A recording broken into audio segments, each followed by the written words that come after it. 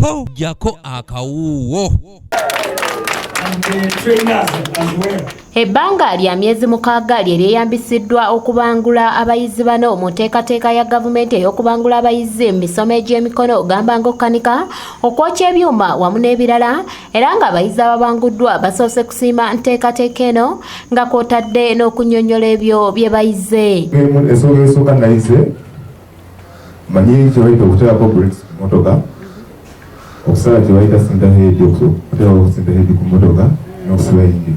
Twayiga bwe twajja twatandika okupima okola ki era ne batuleetera abasomesa ne batukunjula ne batugamba bw'oba osala ku layini leka kisalya safety first. Okusinziira ku Joshua Mutumbi ng'ono yabadde omugenyi omukulu ategeeza ng'okubangula abayizi bano bwe kigenda okutaasa eggwanga nga likendeeza ku ebyo bye baba bayiyiza nga kati byakutandika kukolebwanga wano. Tubikole n'amaanyi tulabe nti we can now promote import substitution. Kubanga ndabye ebintu ebimukola awo n'ebirala okuva edda twabadde tubimporting okuva e Kenya okuva e China n'amawanga amalala, but bwetaka kubikola wano tekitegeeza nti abavubuka baffe baba bafuna emirimu awo tulina tusanyuka.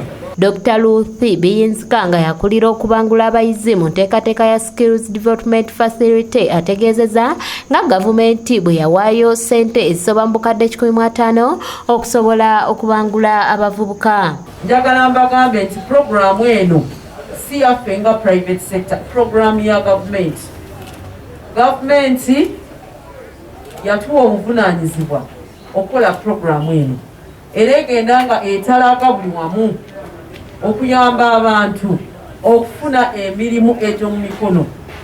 Era programu eno nga bwe mbagambye ntuuse ku bitongole 1,000. Ono ategeeza ng'ekiweereddwa abavubuka kyakuyamba okukola emirimu gino obulungi munda mu ggwanga nga kw'otadde n'ebweru waalyo. Singapore teekamu internet, Skills Development Fund, Singapore, Jerry teekamu Malaysia, teekamu Skills Development Fund, Malaysia, Jerry. Programu eno ejja kubeerawo naye nga eri kumwe banga ngenda nina okuddayo mu Parliament. Sebiranda Moses nga yakulira ebbanguliro lya United Engineers and Traders Association abayizi bano babanguliddwa ategeeza nti Uganda ebadde ebulamu enteekateeka ey'okubangula abayizi ekikulanga kino. Kwongerako vali kijja kusobozesa abaana bano emirimu gye bakola kabe kasinga nabo okufuna ttenda.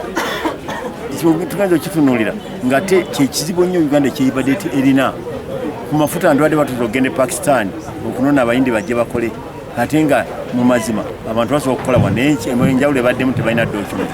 Oluvanyuma abayizi ababanguddwa bakwasiddwa ebbaluwa ezibakakasa nga kw'otadde n'ebyuma eby'entandikwa. Okusobola ngira kutetenkanya nange nina wakatono koleyo ka workshop nsobole okubaako kye neekolera nga nze omuvubuka. Gavumenti gifunyemu manyi ebya sirinda head ebya engine kubanze bye bansomesezza nnyo ebadde engine bansomesezza nnyo ebya engine era mbitegeera era ntegedde bulungi tweyanziza nnyo buli kimu. Kanyike Kevinizi yakusakidde eggulire lino ku lwa ABS Television.